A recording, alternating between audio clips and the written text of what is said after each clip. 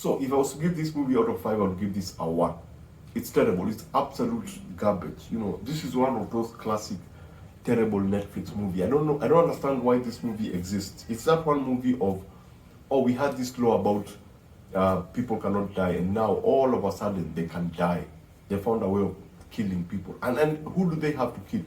They have to kill that one random white dude. I thought that was pretty interesting. And the way they set that up is you have this character. Now, there's a character who has this new ability of taking the power from them, the ability for them to die. They've had that character since the last movie, but to discover now that you also have the ability to actually take away the power of immortality from people. And that's how, and before he's killed, they go outside, they train, and then in a very set up, like, look, we have this montage of these two characters training with knives, and then she kind of takes the power away from him. And then he's set up in such a way that you know that he's going to die. And when he dies, it's treated like it's supposed to be a big deal. And I'm like, wait, what the hell am I watching? What is this movie? I don't understand what the fuck is going on. Because in the beginning, they get this girl who was, deep down. She had a relationship with Charlize Theron. And then she was dropped in the middle of the ocean. And the movie begins with her being brought up in a scene that was clearly CGI. It was not CGI, it was green screen. If it wasn't, it was shot poorly. And she's, that character you see come out of that casket kind of thing, she's been there for years, for decades. She's been there, and now she's now back, and Charlize Theron has to figure out why she's back. And then now we discover Amatama. Amatama is in this movie. How do you bring Amatama in this kind of a movie and waste her? Find a way of wasting her. Yeah, in fact, this is a terrible film.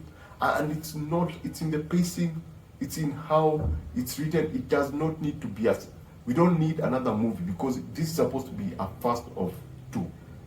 Because at the end of the movie, Amatama has taken Charlize's team. She has taken Charlize's team because Amatama has discovered that she's not immortal anymore. And so she has to go do this other thing. I don't know what I think it's a ritual. She's going to be doing this other thing. And now the movie ends with Charlize because they had a one-on-one with Amatama, and now she lives with the chopper, and Amatama, Charlize is left there, and the movie goes like, that's the end, we are going to have a part 2. And I'm like, I don't know what the hell is going on. Why are you introducing new laws to this particular world at this particular point? Because now suddenly there is a character who was in the previous film who now can take away life from people, who can take away the power of immortality from these particular characters. Now, I'm not saying that it's all terrible. The opening set piece, the car chasing, with them colliding with cars, one jumping into the river, I thought that was pretty cool. Apart from just keep showing us that these people are immortal by dragging a person's foot on the ground and then the foot regenerating or repairing itself. Apart from those smaller moments, I thought that action set piece was cool. But after that, it just drags throughout. And the worst part is that they had Amatama for this. And they absolutely wasted it. That's why I'm giving it a 1. I'm not even inspired to talk about it. It's so boring. And they have that weird 2000 action set piece. With that particular girl, Amatama versus that girl. They have, a kind of kung fu moment with that girl, and I'm like, why do we need this here right now? She's angry, so what? Life has moved on. Yeah, this is a terrible film. Let me just put it that way. This is one of the worst movies that I've seen this year.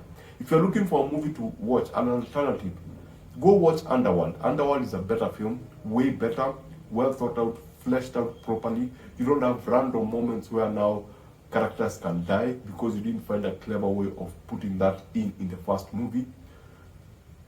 Or if you cannot watch Underworld, go watch, by Underworld I mean the first 3 movies. I know it's vampires and lycans and those kind of things, but it's far more interesting than this. The other movie that you can actually watch is Head of State. Head of State is a far more superior movie. I don't understand how Old Guards exist in the same streaming service with Extraction, especially Extraction 2. I don't understand. It doesn't make sense to me. So as I said, watch Extraction, watch Head of State, or watch Underworld. They are much more superior movies. So basically, that's it. As I said, it's a 1 for just for the action set pieces, and there is a shootout in the third act that is also very interesting. Apart from that one scene that character who was set up to die actually dies, and I'm like, he was set up so lazily that you saw it coming from a mile. Anyway, this is a terrible movie. Remember to always watch what you enjoy and enjoy what you watch. I shall see you on the next one. Adios.